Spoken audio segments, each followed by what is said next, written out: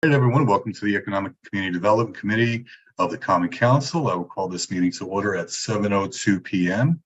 and I will do a roll call by announcing who is with us tonight, and that's Ms. Smith, Mr. Frayer, Ms. Young, and Mr. Meek, and myself, the Chairman, John Kites.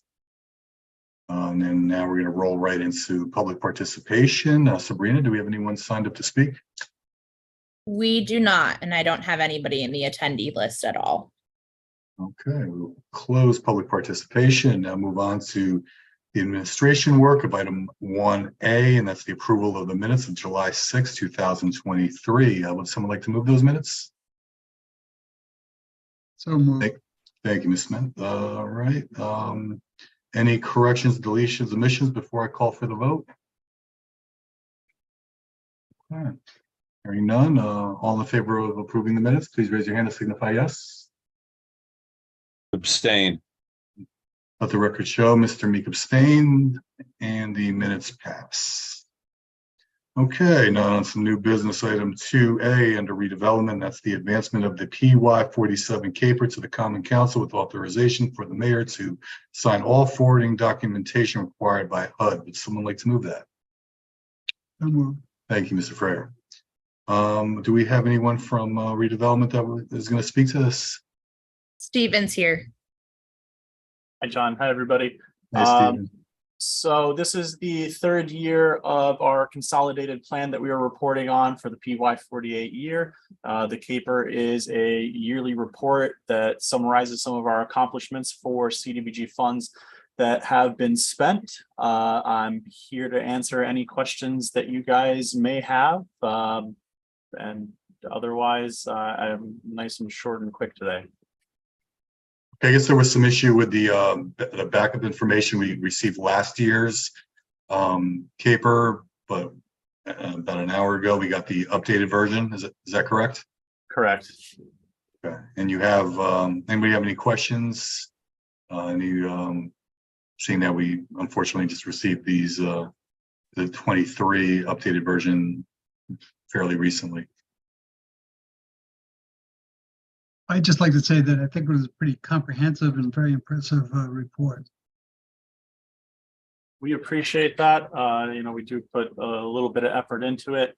Again, moving forward, if anybody has any questions, we're always free to have a phone call, email, or otherwise. Yeah, I also like to say, Stephen, I know a lot of work goes into this, and thank you and to redevelopment for all the hard work you guys do. All right, Miss. Sorry about that. It's all right. I got one myself.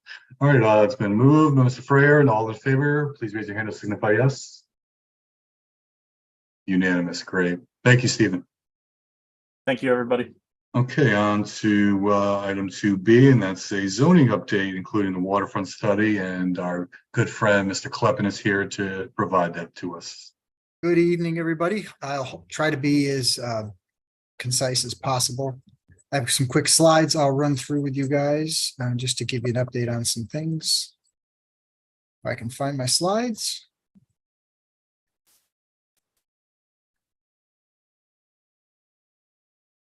There.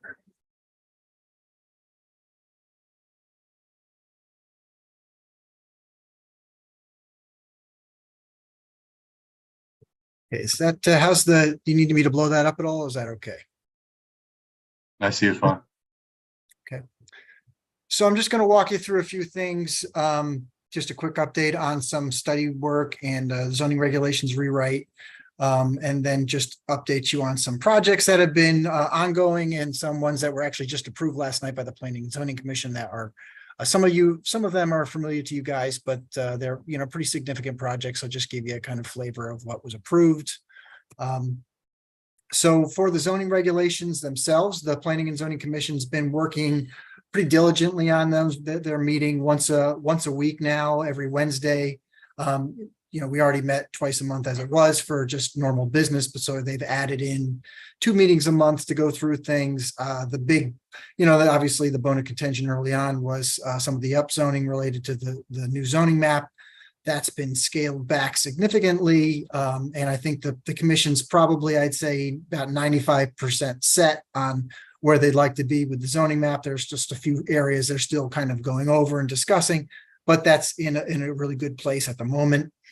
You'll recall a couple of months back, we went through the industrial waterfront study and put a letter together to the Planning and Zoning Commission from this body with some changes that you had requested to see included in the plan. We referred out the plan with those amendments as we're required to by statute. We're awaiting comments back from Connecticut Deep, which I anticipate probably won't be favorable.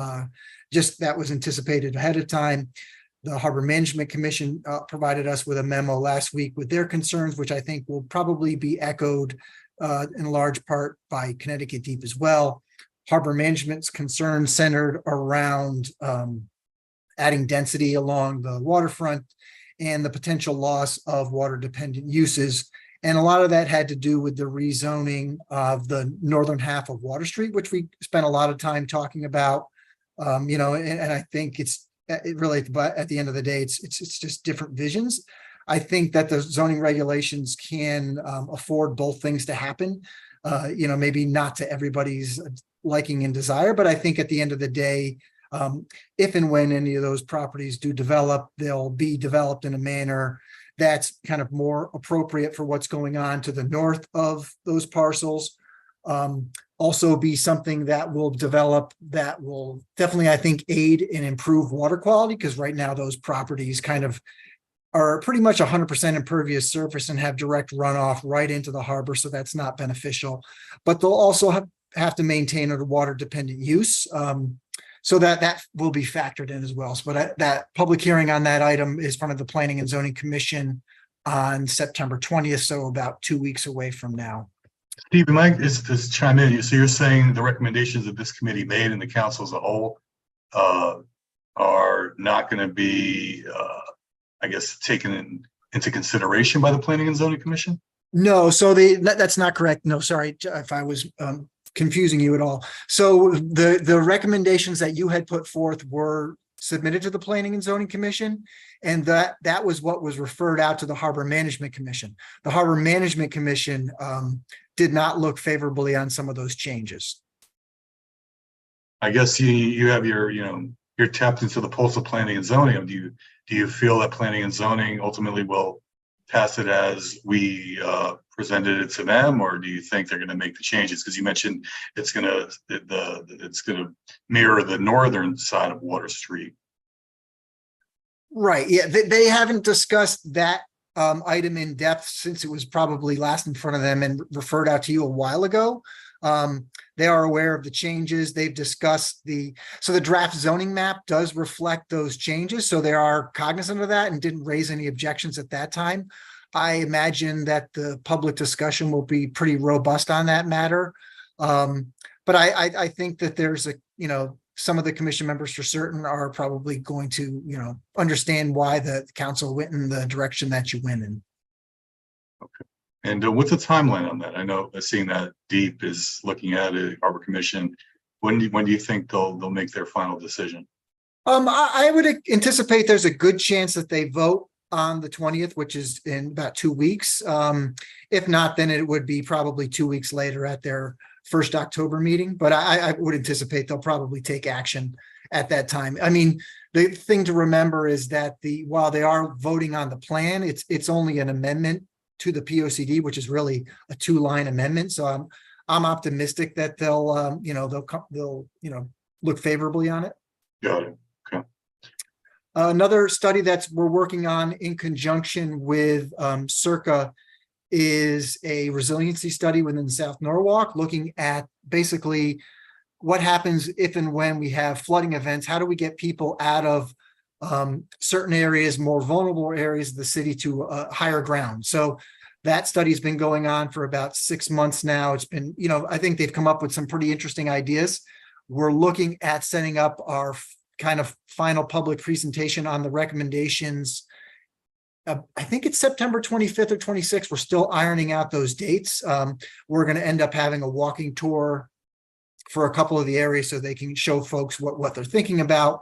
I'll pass on that information to this body when we know for certain the date and the time for that meeting, and happy to come back and show you kind of those recommendations in more detail at that time, since they're kind of still in draft form at this point. But I think it's kind of an interesting study. It's nice to participate in a study where it's not just all theoretical, where they're actually coming up with actions and something the city can consider implementing over time. Another study that is just starting to pick up steam is the affordable housing plan. We have been, we've engaged a consultant that's been working on it over the summer. They have, basically doing their due diligence, a lot of fact finding, a lot of research into what our regulations are, what our plans are, and then, taking a deep dive into census data and those kind of things. We're putting together a committee that's going to be looking at that, and they're anticipating, the first kind of meeting of that organization probably around similarly around the end of September, early October, with wrap up of the study sometime in hopefully early or spring of 2024. And I think there'll definitely be council representation on that group. So we'll be working with Mr. Burnett to come up with some folks that might be interested in participating. And happy to come back and report progress to you and on how that unfolds and what recommendations come out of that plan. Wanted to just update you on some of the more significant projects that have been either approved or under construction or close to that phase. First one is the North 7 Phase 1 project up at Glover Avenue. They haven't scheduled a public hearing date. I anticipate that probably comes at the end of October, early November. We're working with them on kind of some of the draft plans. And there's a lot of traffic concerns with that. So we're going to have a secondary peer review done of the traffic for that area. So that's kind of just kicking off in terms of the public process for that one. You may have been down to Monroe Street, down by the train station, and seen 10 Monroe Street popping out of the ground pretty significantly across from the police station. They are actually going to start leasing up that building, they said, by November. They're really moving pretty quickly with that project. And I think once all the phases of that project are done, when they rehab the kind of historic buildings that flank the corner of the project itself, it should be a really nice looking project and add a lot of vitality to that corner of the street. The other project that's moving at a little slower pace, but it's a lot larger a project, is the Pinnacle project on West Avenue, where the old Loman's Plaza was. They're probably at 3 to 4 stories framed now, moving pretty quickly, but that's a big project. So that's going to probably take another 12 months or so. I see Miss Young has her hand raised. I'm happy to pause and take a question. No, you can finish, Stephen, and I'll wait till you get to the end. You sure? Yeah. Okay. Thanks. Okay. So 2 projects that the Planning and Zoning Commission approved last night, which I think this body has some familiarity with both. The first one being what's called 370 West Ave, known as the former YMCA site. You can see on the map here, this is the Pinnacle site on the right, kind of where my cursor is. Doesn't look like that now. There's the art space over here on the corner. There's the Berkeley to the north. Here's Maple Street running east to west. And here is West Ave on the east side of the site. This is kind of what the building is going to look like superimposed on the property. You may recall when the hospital had the site and they were looking to develop it previously, they had talked about, the city was going to purchase this sliver of land from the state here. The city was going to potentially sell this parcel down here. Some of that didn't come to fruition. The present developer was not interested in acquiring those pieces. So those remain, this one to the south where the parking lot is will remain a parking lot and be a city asset. The city is actively working, trying to get hold of this triangular piece to the back. And the real reason is the NRVT runs kind of north-south on the west side of the property. We would like to develop that into kind of like a little pocket park, which could be an offshoot of the NRVT, and obviously would be a nice amenity to this development. So we worked into the conditions of approval that if the city gains control of that property prior to the completion of this project that the applicant will have to develop that site in a manner that, we feel is appropriate. It's mainly a residential development with a little over 200 units.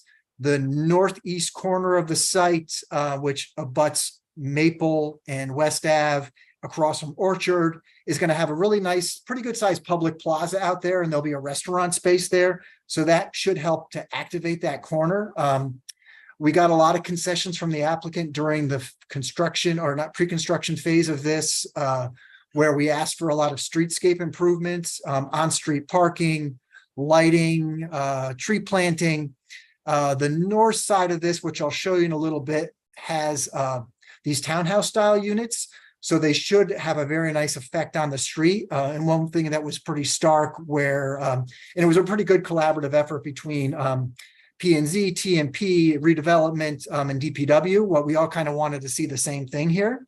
It was pretty stark standing out there where Maple Street, we saw what it could be. And then what you saw from, not to criticize the Berkeley, but the facade of the Berkeley really was kind of uninviting and unattractive and really didn't draw you over there. So we're looking for the direct opposite of that on this site.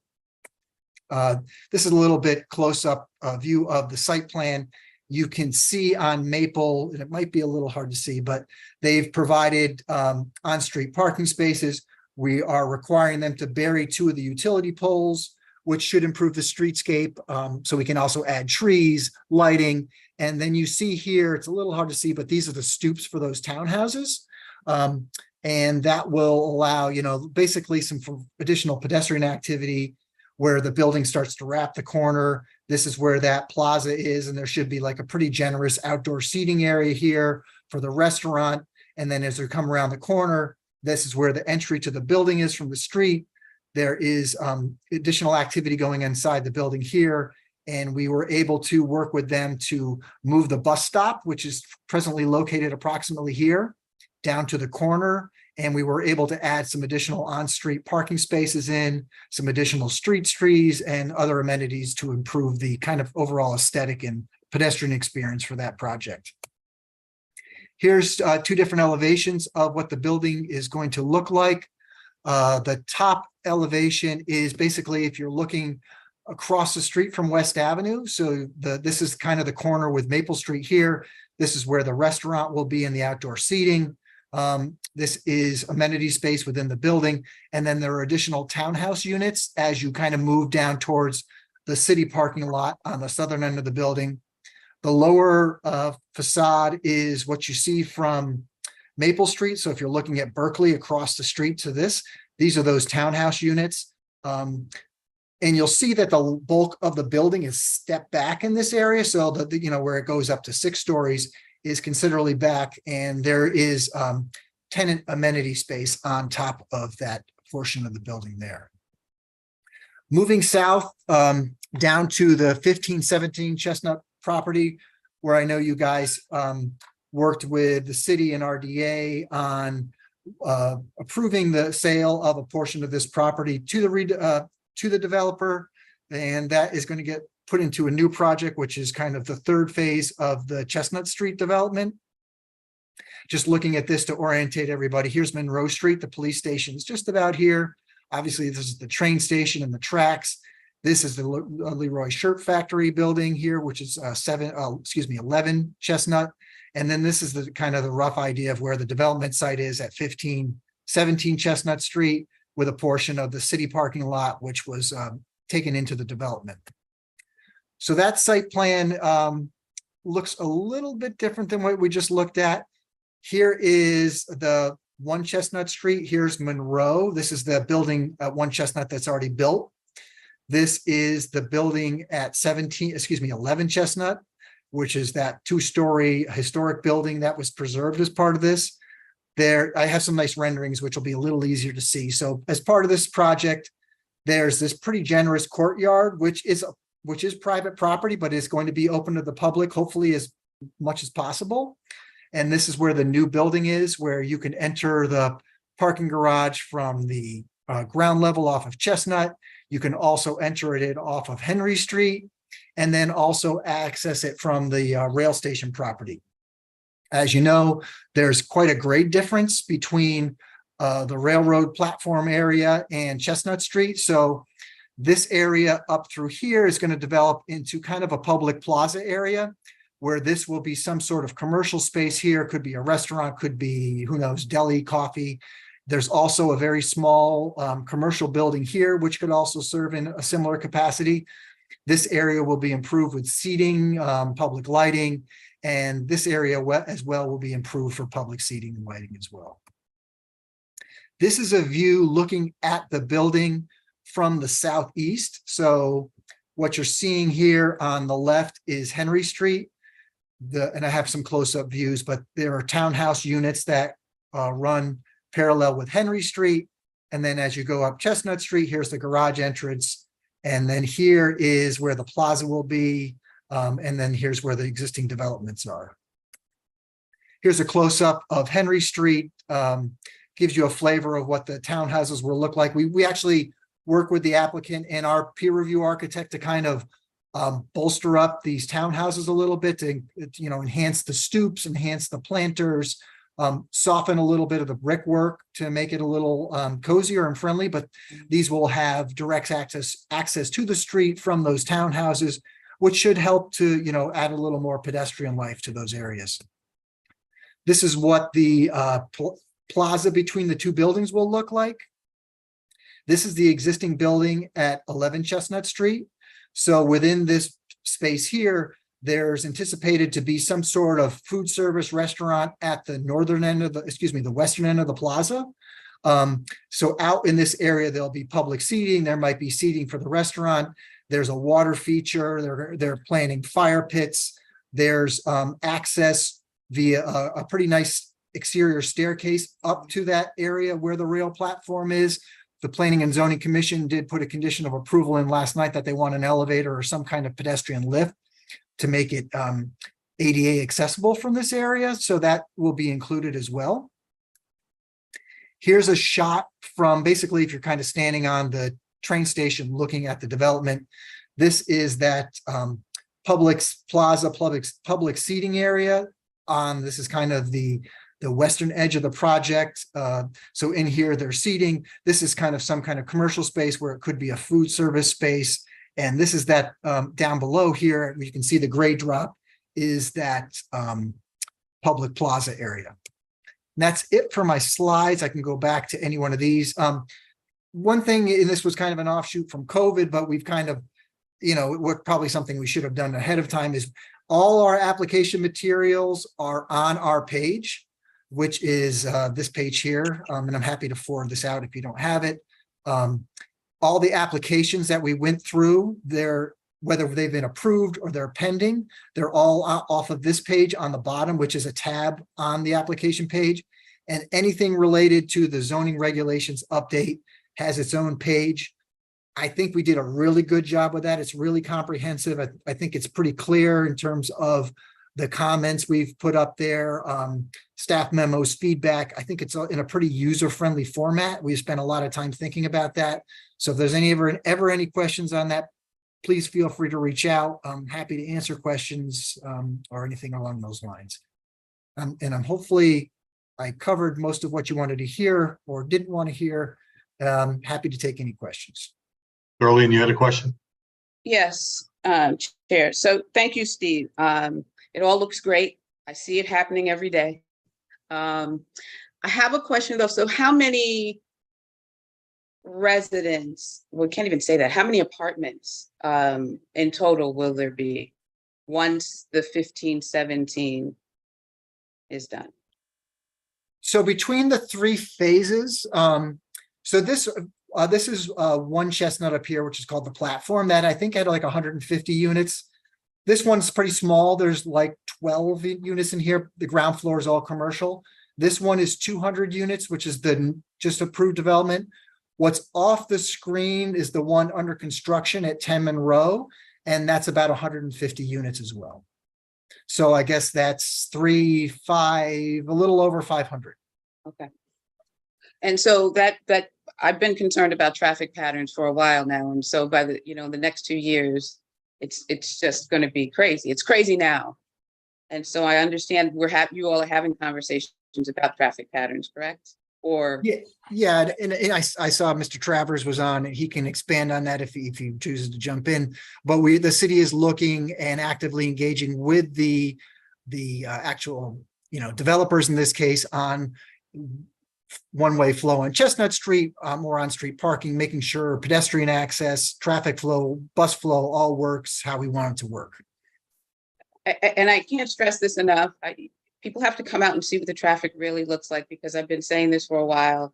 Chestnut Street is impossible when you have 16-wheelers or 18-wheelers coming down the street. There's just no way to navigate that, either going in one direction in particular. So I know you all are doing that study, and I hope you engage the community in this, because it's going to be an issue, because it's an issue now. Councilperson, it's Jim. So we just got the study back, and I just sent you a text earlier to say, like, are you around? I'd love to chat. Okay. Just to show you some of the things, and then yes, now that we got it back and we have some data, I think that I wanted to talk to you about how we best engage the community, because I think we're looking at a change in order to make things, and I think we should engage everyone in that. So that was the purpose of my thing. So maybe tomorrow we could have a few minutes. We can talk about how we move that plan forward. Perfect. Thank you. All right. And I'm sorry. I'm sorry. And Chair, I know we talked about this before, but I think it's helpful too, because there's so much development going on in the city, and if you don't drive around everywhere, you don't see it.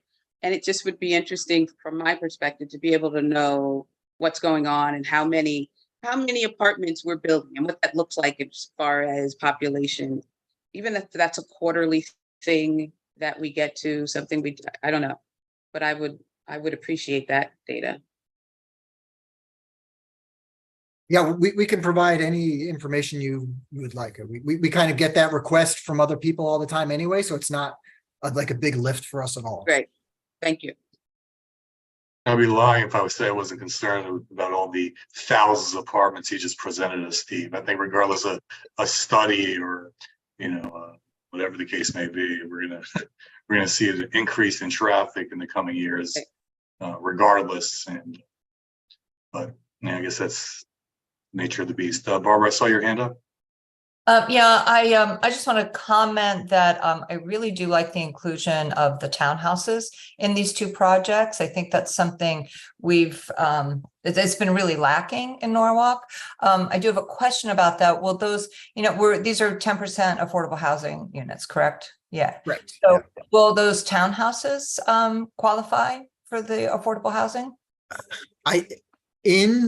So I think, and I'm going to mix up which one it was. One of the developments did have, one of the townhouses was a deed restricted affordable unit within that development. Mm-hmm. So yeah, the requirement for that is 10% of the units. They have to be dispersed kind of evenly throughout the project and consistent with the mix of units within the project, whether they're two bedroom, 1 bedroom, studio, 3 bedroom, etc. Thank you. Steve, I know you touched on it earlier on the zoning regulation changes.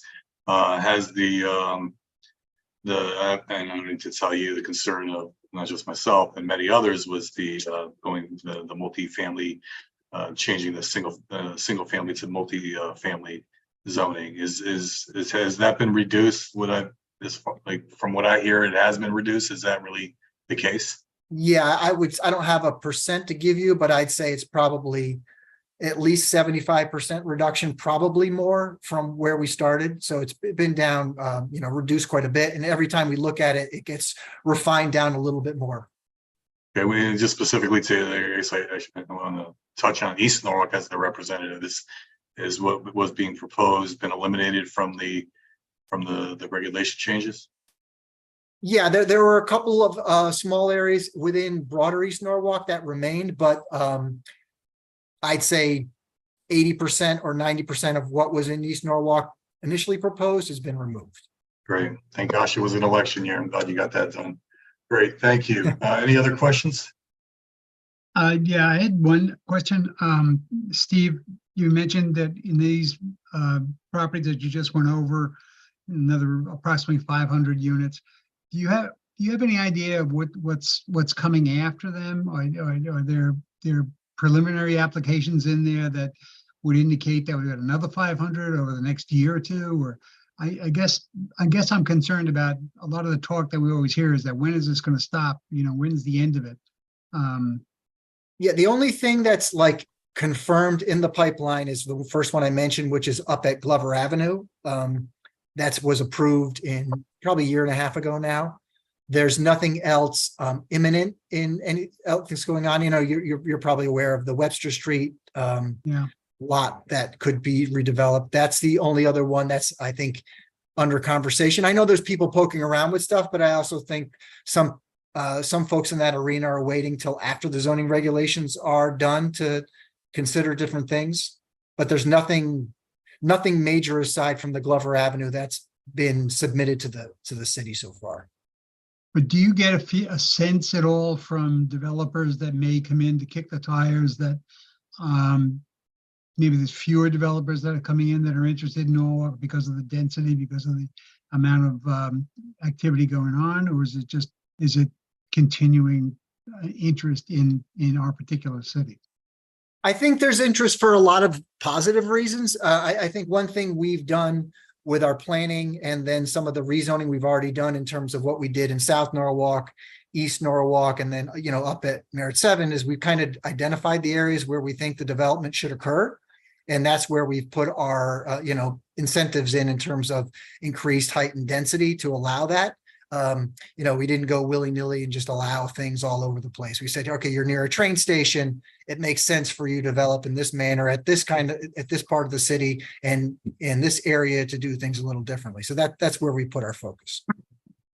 And one final question on the ones that you just talked about, the 500 we were talking about, are they all going to be rental or are they going to be co-op, condo? They're 100% rental. Yeah. 100% rental. Okay. Banks aren't lending to build condos. Ms. Smith, I'm sorry. Thanks, John. I had another question. It is disappointing about the banks not lending for condos because, we really could use condominiums. But is there any talk going on at all about senior housing? Because that's something that we are really lacking as well. And the part of the reason why I like the townhouses, because I think that, that's a possibility for seniors, especially, the West Avenue project where you've got the Norwalk River Valley Trail and access to, pedestrian activity. But we really have a dearth of senior housing. Yeah, actually, the Planning and Zoning Commission members, they brought that up last night. That it was a similar concern that they raised. I don't know of any senior specific, like designated 65 plus communities or like that. Some of the newer developments that we've seen, there is downsizing that occurs within these projects that people migrate into these buildings.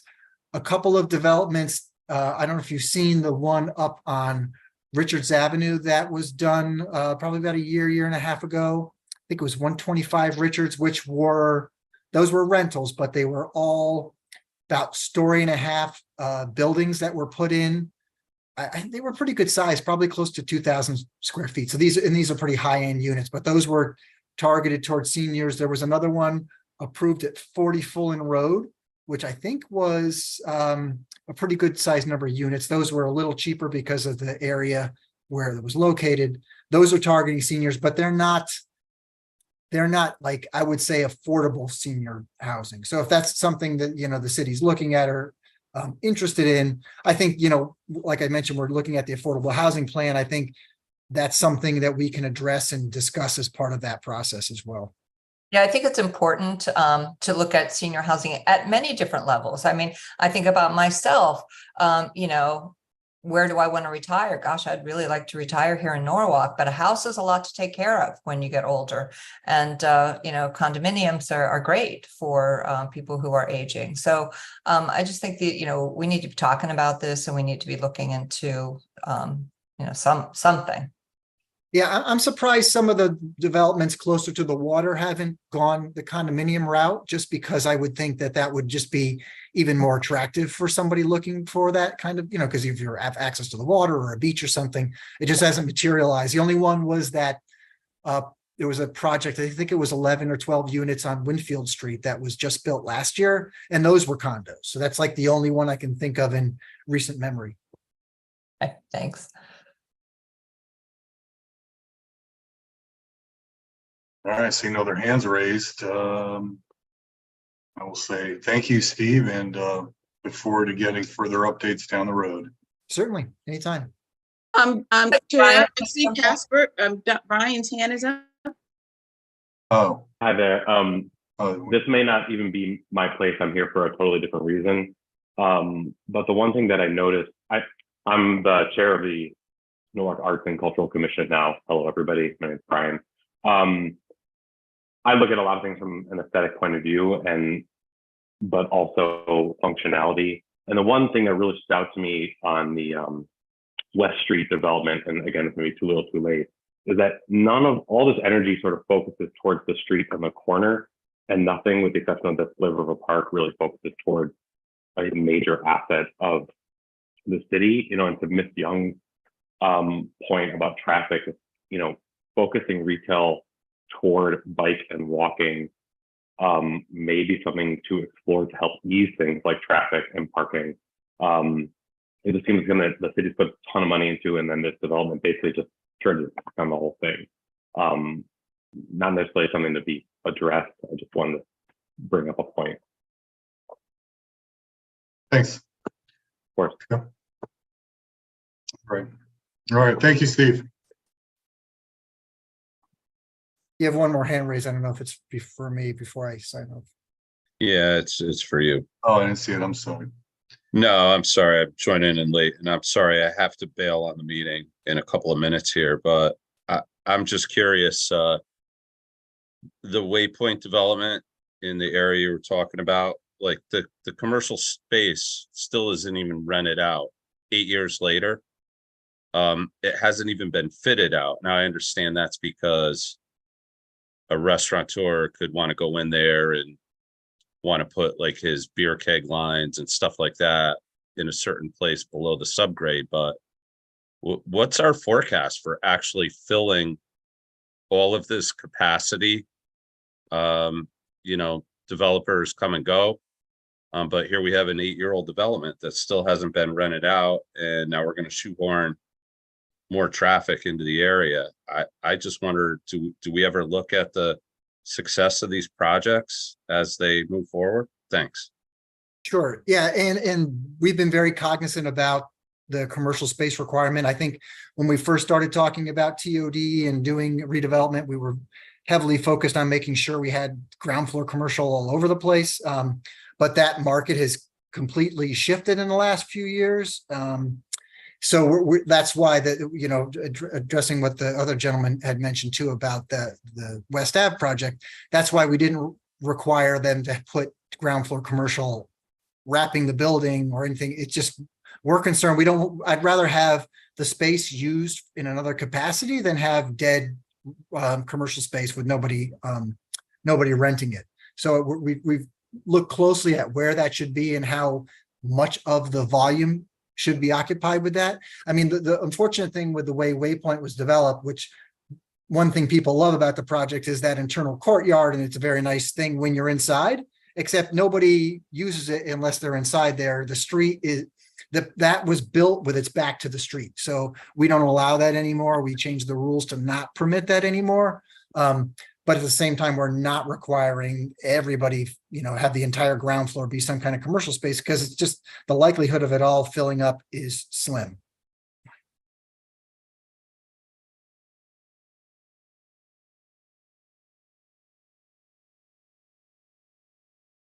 Any other questions? Any virtual hands, real hands? Anything? Once, twice, 3 times. All right. Well, thank you, Steve. You're welcome. Okay, moving on to C1 under Transportation, Mobility and Parking, authorize Mayor Harry W. Rilling to execute An agreement with Tri-State LED for $36,217.40 to upgrade the electrical fixtures in the island adjacent to the Maritime Aquarium, account number noted. Would someone like to move this item? I move that item. Thank you, Ms. Young. Mr. Travers, are you here to speak to this item? I am, sir. We were notified through Citizen Services of these lights that have been out. We did some research. After a while, had determined that these are part of the Parks and Rec, but they were never maintained by Parks and Rec. So hence the reason that we probably see the majority of these fixtures not working today. They need to be replaced. We're replacing them with the type of fixture that has been installed throughout Sono, so they'll be dark sky compliant throughout there. And the proposal that we have in front of us is not only the lowest bid for this service, but also this contractor will be painting all of the poles black to match to update the fixture itself. Question. There you go, Ms. Young. I'll let Ms. Smith go ahead. We have the same question because, Ms. Young, I know you talked to me about this, this issue a couple months back. Who will maintain this moving forward? What my conversation with Parks and Recs is that we'll find the funding to put it in, but these are Parks and Recs fixtures and they maintain the park today. Okay. So they maintain the rest of the park, but this should be included. This was not included. They didn't have funding, so we found funding just to make this happen. Okay, so they've got it. It's theirs now. Yep. Clearly. Okay, thank you. Darlene? Yes, thank you, Chair. So I just want to say thank you to Jim Travers and to Jessica for pushing this forward. How many light fixtures does that include right now? So the fixtures will be the 16 fixtures that are out there. Some of them are the dual light fixtures and some of them are the single light fixtures. So all of them will be replaced. And they will be uniform with what is there now. Correct. Yep. Okay. What is throughout Sono now? So we're not replacing them in kind with the halogen, but we're actually replacing them with the new William and Mary style for that in Sono and that are dark sky compliant. Okay. All right. And when will this be installed? So I had a conversation with this has to go, so this will go, hopefully approval from you guys today, go to full council for approval. Then we will create the purchase order. And I believe the contractor said they need 3 to 4 weeks for installation. Okay, great. Thank you. I think you made one woman on Water Street very happy. She's been on this for a while, and so I'm very glad that we found a resolution to it. So and I think I understand it took a while to get here, right? Yeah. And I think that could be a whole other discussion. But it was an important one, and so I'm really happy to get this going. I think it'll look great. Thank you. Agreed. It was getting pretty dark down there. I see no other hands. I will now move on. Oh, we got to call for a vote. All in favor, please raise your hand and signify yes. And so let the record show Ms. Shanahan arrived about 20 minutes ago, would you say? 20 minutes ago. And Mr. Meek has left us, but the motion passes unanimously. Okie dokie. Item C2, authorize Mayor Harry Rilling to execute an amendment to the CDM Smith agreement to include an additional $27,150 for the Hamilton Ave staircase account number noted. Would someone like to move this item? Thank you, Ms. Shanahan. Jim, are you on this one as well? I am, sir. So this one is being funded out of the MLK grant. So the MLK grant not only covers construction, but also covers design. And so we did switch gears a little bit on this one. And I think, we've had some conversations out in the field. I think what we attempted to do from the original design is value engineer this to reduce costs a little bit, to get additional sidewalks in that will go on to MLK connecting this staircase. to points to the north, and looking at connections down to the Clay Street staircase to the south. Or I might have said that the opposite way, but I think you get where I'm coming from. So we had this, the new design just additionally checked by a separate consultant to make sure that we're in the right way. And I think we feel comfortable about the path moving forward. And so what this would do is this would finalize the design into construction documents that we would then put out to bid using the MLK funds for the installation of the new staircase.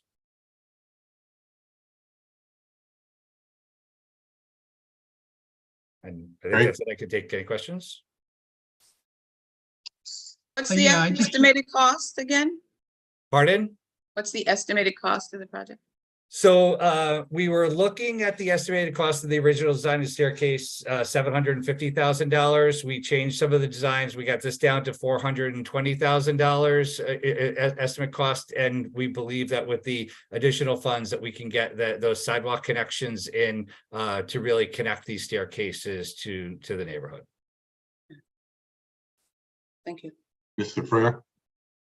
No, I was just going to point out the same thing. Bottom line is that this looks like it's a savings as opposed to a larger expense. You saved some $250,000. Oh, nearly three, yes. Yeah, so that's, I love it when people do that.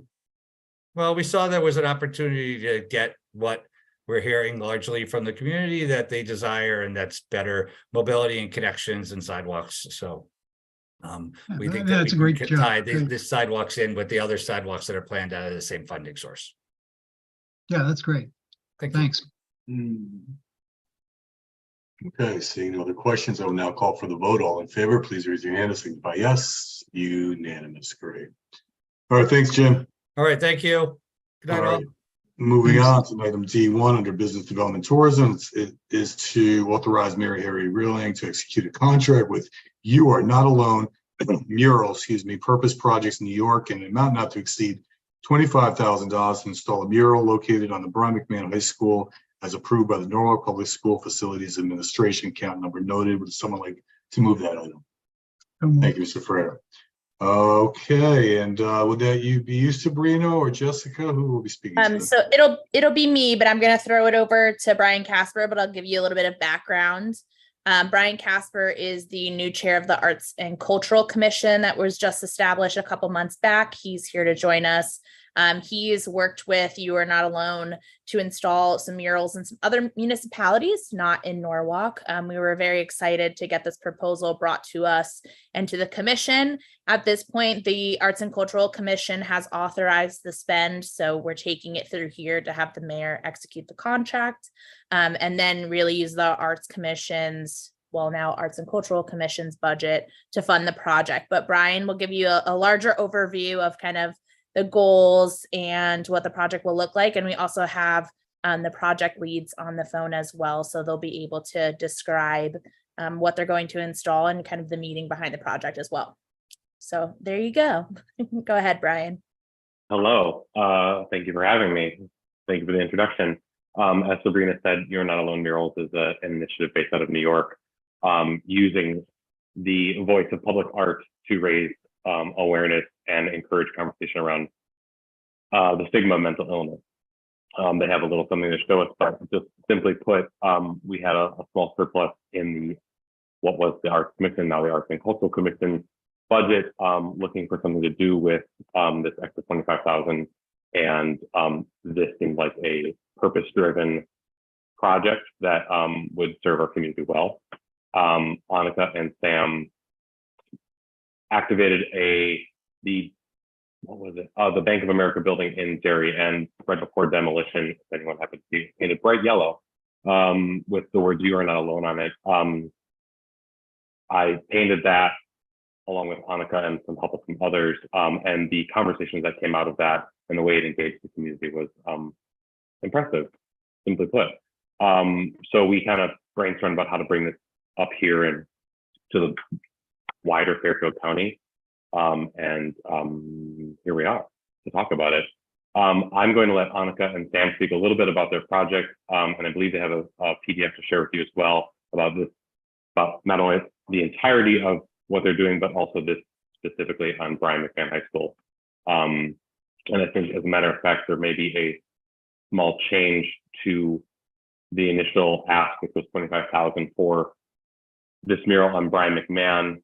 They are actually hoping to propose a second location, which is not in the presentation tonight, hoping to be brought forth in October. So you will see a discrepancy between what is on your agenda and what is in this PDF presentation, and that discrepancy being lower. But I'll let Annika and Sam take it from here, and happy to also jump in with any questions anyone has. Thank you so much for having us. Is everyone able to see the PDF that I'm sharing? Great.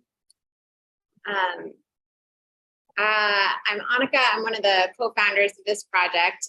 We came up to Norwalk in 2022 to meet with Brian and check out the various walls around town. And Sam and I have both been so impressed with your dedication to the arts, and just the vibe of the whole city was really fantastic. So we've been working to find ways to make it happen.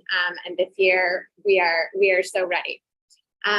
We started in 2019 with 3 murals in Brooklyn. We always have the same color palette and the same phrase. We encourage the phrase to be painted in different languages as well, but it's always the same phrase, "You are not alone." And we've been doing more to encourage the artists to share their stories, share why the project is meaningful to them, and document that. We're working on our YouTube channel. We've been doing a lot of reels that have been getting some great engagement, and it's just really been very powerful to see the lasting effects that these murals have had in communities. So for you all, we are proposing our first mural to be at the Brian McMahon High School.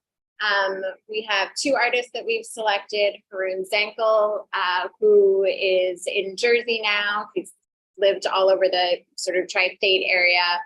He's a very, very, very strong lettering artist. He'll be doing the lettering, and he's going to work with Kayla Farrell, who goes by Chalua.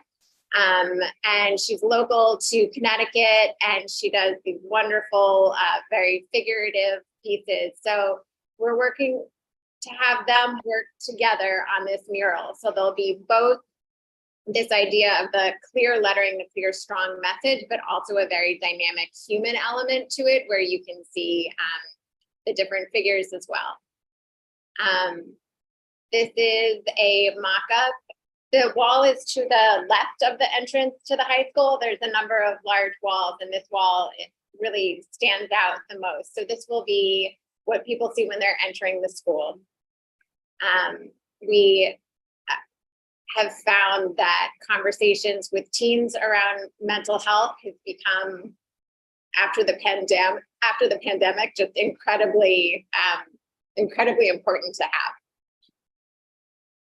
And one, Sam jumping in with Annika here, we like to say that, these murals give us a chance to step forward and go first and start a conversation about mental health. I struggled with anxiety disorder when I was in college and wrote a memoir about my experiences. Again, it takes someone going first to share what they've been through. And immediately when people hear about our message and see the murals, they start talking. I can't tell you how many times complete strangers have come up to me to say, "Oh my God, I haven't told anyone this before, but my husband is dealing with depression." And it really encourages people to open up. And as Annika said, teens are really at a crisis point and they need all the support that they can get. And so just letting them know that it's normal to have challenges, it's normal to feel anxious, and letting them know that they're not alone and that there's hope and community is really important to us. So another thing that we plan on doing is working to see if we can find a local venue that would host a screening of a short documentary that's been made about the project.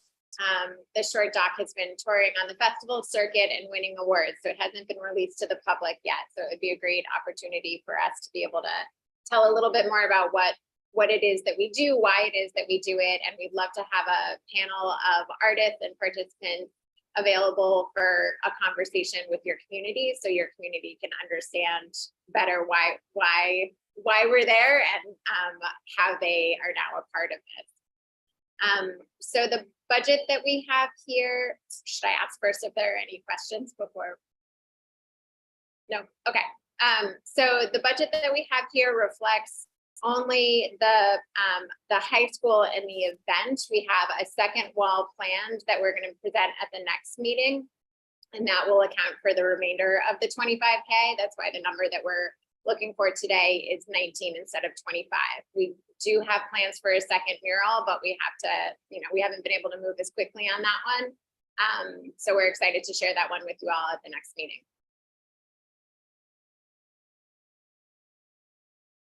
And we'll take any questions if anybody has any. Can you explain what the $3,000 documentation cost is? Yeah, so this year we've put a lot of our effort into reporting interviews with artists, like at the site of the murals.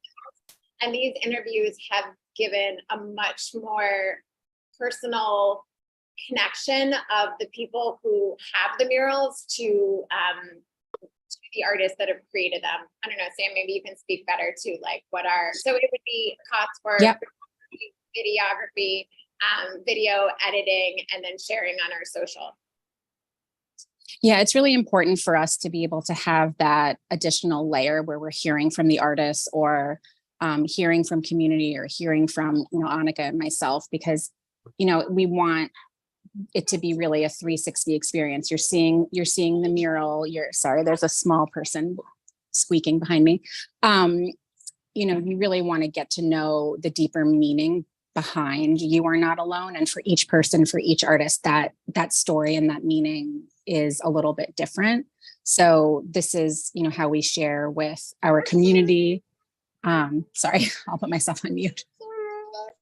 I mean, it has the potential to reach a broader audience. I mean, for someone who grew up in the Midwest, not around this sort of thing, to maybe stumble upon something like this on YouTube and to see something like this, you don't have to participate in this event here in Norwalk on this day to really have the same impact. And I think, to pay videographers and photographers to help with that can go a lot further. Right. My words exactly, Brian. Thank you. Can I Any ask other questions? Yeah, can I ask a question, John? So I think it's terrific. And that it will be at Brian McMahon High School. The kids are going to see that every day when they walk in. My question is, will the artists be engaging with the students as they're working?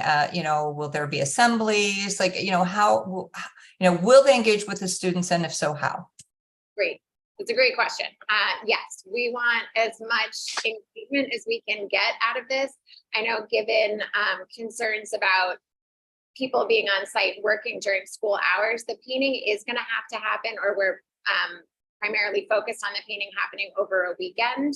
But we would love to facilitate, whether it's in person or virtual, whatever makes the most sense, to be able to speak with the students about what the project is. We would love for the artists to be able to introduce themselves. If we can have people come in on the Friday before we start painting that weekend, that would be fantastic. And then maybe follow up with some sort of virtual presentation. Really, I mean, we're definitely looking forward to working with the high school to figure out how we can make sure that people are understanding the story behind what's there now. And you've been working with the principal already, I assume, talking to the principal about the project. First step is getting it painted. We haven't been in conversation specifically with the principal, although Sabrina may have been. But the hope I just want to be sure the principal supports. Yeah. Okay. We've been in conversation with the Board of Ed. We checked with them before we came to you guys, so they're in full support of it at an administrative level. And so is the principal. So we're working with the principal to see how they can fit this into their curriculum, whether it be just for day or if like it's just for arts classes or anything like that. So we've already had those conversations and they're excited about it. So it should be a Great, great thank you. project. Thanks, Sabrina. Mr. Freya, have your hand up? Yes, we've already invested quite a couple $100,000 in mental health support for the Board of Ed. Are we coordinating this program with any of the professionals there? I know you've mentioned talking to the Board of Ed and from an art perspective, but from a mental health perspective, has that been addressed? Not something I'm aware of. The principal has mentioned it. We've only had one conversation with the school's principal at this point before we came to you all, but we'll definitely mention it as something that we want to do with this project specifically. And I think that's the hope as well. It's for, general mental health awareness, not just art. It's just pairing those two things. So we'll definitely take that recommendation and bring it forward again. But I think that's the principal's goal as well, is to link all of these facets together. Because we've made a big investment in that this year.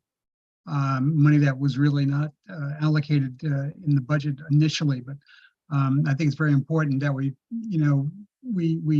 make sure that we maximize the efforts on both sides here. So it's very important that that be touched. I wanted to say something.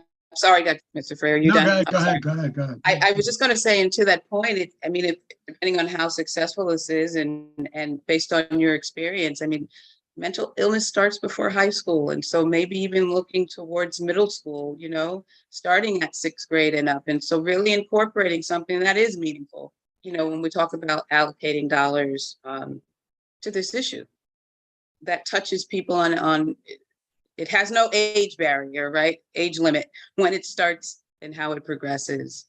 But I think it's going to continue to be an issue, and a real concerted effort to get the most out of the monies that we put forward, as Mr. Freya intimated, is where we need to go. But this is a good start. Yeah, this really just gives those dollars another tool in the tool belt, right, of that being of art as a means of facilitating conversation. I was not impressed with some of the assemblies that I had to go through in high school, whereas what my art teacher told me, that had waived. So, there's lots of ways to approach it, for sure. I agree with both of you entirely. Good.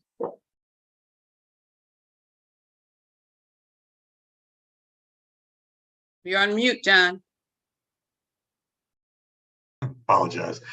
Seeing other questions, I'll now call for a vote. All in favor? Unanimous. Great. Thank you all.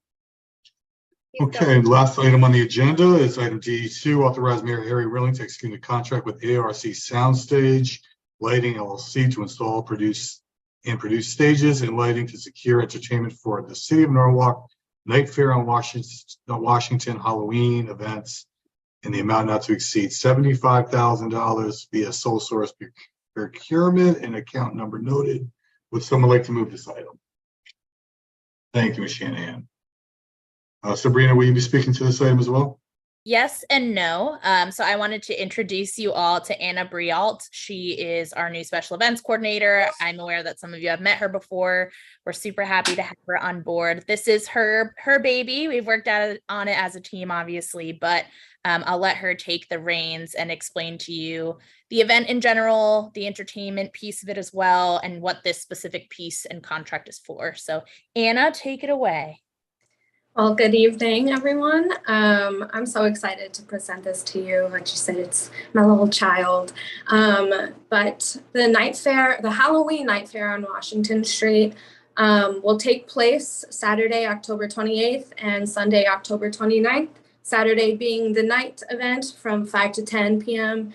and Sunday being the more lighter side of Halloween from 11 a.m. to 4 p.m. We wanted to give families and children, people who might work weekends, a chance to enjoy the festival. But on Saturday, there will be multiple contests, and kids will be able to trick or treat down Washington Street. And on Sunday, again, there will be other contests and a pet costume parade, which I'm super excited about. We might be working with a brand new nonprofit. I have a phone call with them tomorrow, so that's not promised. But the huge grab for this event, though, is the entertainment, and that's something we planned on from the first phases of planning this event. And we knew we were going to be spending quite a chunk of money on it. And I'm glad to be working with ARC because they're very experienced. They have multiple venues in New York City. They've done many events in Norwalk themselves. So they are kind of like the one-stop shop for all things entertainment. And they'll provide us with the full professional concert style lighting and audio system, a humongous mobile stage, and a generator to supply all the power because 50 Washington Street does not have accessible power. So they will be providing that generator. And they'll also be providing the labor, like the audio engineer, the light programmer, and all the stagehands. I think the only thing the city has to provide in this package are the barricades for the front of the stage to maintain a crowd, and 2 to 7 rooms for the entertainment itself. We're working with the residents in by Marriott and Sono. But we are asking for $75,000 to put on this entertainment piece for the night fair on Washington Street. Great. Any questions? Nope. So I'm not in the business. That does sound like a pretty big bill. So is that, I guess, I don't know. That just seems like a lot.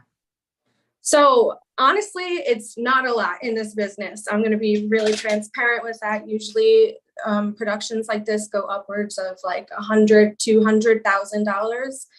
We wanted something bigger for Norwalk, something that kind of will knock everyone's socks off, if you will, and which is why we're happy to work with ARC, because they can do these concert style lightings and audio systems, and we wanted to bring that to Washington Street and kind of light up the street. And they'll be doing decorations with lighting to kind of create the Halloween ambiance down Washington and North Main Street. And what's the traffic? So traffic's going to be blocked off, of course, right? Yes. So we're closing the entirety of Washington Street from 50 Washington down to the harbor, and part of North Main Street. Okay. Thank you. Well, I like your incitement. And first, I should say welcome. Thank you. And this is a pretty big event you're trying to pull off. I know you'll do it. So I'm excited. I just think, it sounds a little pricey, but a lot of stuff happens in South Norwalk and Washington Street. And I think as we move forward and you plan more things, I'd like for us to work closer together and really inform we're going to need to be able to find a mechanism to inform residents of what's going on in their community. So they'll be much more aware of traffic patterns and what's going on, because everything happens in South Norwalk for the most part, between the beach, Mr. Kitey's district and South Norwalk, there's a lot. And so at some point, I think we can get a calendar together of things that are happening, because there's a lot going on. Sure. But it's all good. It is all good. So. Anna, do you mind if I just say a couple things? I don't want Go ahead. to take over your presentation. So just to give you a little bit of context, actually it's very equivalent to what we paid for the holiday extravaganza. And so the two events that we really wanted to push forward this year were holiday extravaganza and the work that Anna's doing for Halloween. And then in addition to that, we have a number of different events that Anna's been doing that she did not talk about, but she should, because she's been doing really great work since she joined our department. And they include Dungeons and Dragons game nights, where we had over 20 people participate at 50 Washington, ages 5 to over 60, where they all came and worked with these experts at the table to learn how to play the game, and the farmers market, which we've been really successful at over the last number of weeks, in addition to a number of different other events that we're looking at Anna and Sabrina have been collecting ideas from the Arts Festival and also the Farmers Market, where we've been sort of asking people what they want to do, how they want to do it. And, it's just a really big opportunity for us at the city to be able to own some of these and offer residents some of these events. I feel like we've always talked about different nonprofits and private organizations coming into the city and offering events for the residents. And it's just really exciting to be able to have the city offer, talk to residents, learn what they want, where they want it, and be able to respond to that. And, with the ARPA dollars, it's been a real help, because one of the categories under ARPA is tourism and being able to do these type of recreational activities where people are coming into the neighborhood. And so we're trying to tie all of these holiday celebrations and all of these special events, in addition to, using the ARPA funds, trying to really tie it to the work that's going on with the walk bridge, because we know that there's going to be an impact in South Norwalk over time on these projects and with the businesses and so on and so forth. So we've been meeting with the walk bridge team to try to figure out what the road closures look like and try to offer residents different experiences with that too. So I don't want to totally sabotage your presentation here, but she's been doing a really, really great job. And I just wanted everyone to know that, one, it's in line with what we saw with the holiday extravaganza. So the number is a big number, but that's sort of the level of event that you should expect to see for Halloween, which gives a little bit more perspective. And then also, we have those calendars out for those other events, and we can send those to you as well. But great job, Anna and Sabrina, for being able to dream really big for the city of Norwalk. It's really exciting. Smith? Yeah, I just would like to welcome you home, Anna. I will always remember your star turnout as Ursula on the and the Little Mermaid at on the Norwalk High School stage. Oh yeah. Everyone knows what a big fan I am of the Norwalk High School Music Department. So Me too. That and others. So it's great to have you back home and in this position. And then, Jessica brought up that the cost for the extravaganzas last year, but it was ARC that we used, correct? Right. So we know they do excellent work. Yes, they're very great. Okay, thank you. I think with that excellent work, so we're looking at about $150,000 for entertainment in South Norwalk, in addition to, I think, the other things that we've done. And so I think when we look at and hear all the things that we're doing, and we're not doing cheap things, we're doing it the right way. And so what does that budget really look like moving forward? Because, as West Avenue develops in that area, we're going to be doing the same thing. So, right. Well, at the Arts Fest, Sabrina and I wrote down a question, which was, what kind of events do you want to see in Norwalk? And a large amount of those replies were live music. And although we do a lot of live music in Norwalk already, I think people just want more of it. So the budget going forward is really unknown, but we know we want to continue building these live events or live music events. Absolutely. I agree with you about the music. One of the things we did with Recreation Parks was try to mix it up a little bit with the jazz concert, slow going, but I think we don't need to piecemeal things. If it's something that you can do and we can get things moving in a more cohesive manner, I think that's great. And you're going to be very busy. Right. Well, with this event in particular and the holiday event, we're looking for vendors to attend the event, and we are charging a vendor fee just to maintain crowd control and maintain the number of vendors that are attending the event. And we are also looking for sponsorships, which we have yet to send out, but I've created the sponsorship package and it's going to be sent out very soon. Okay.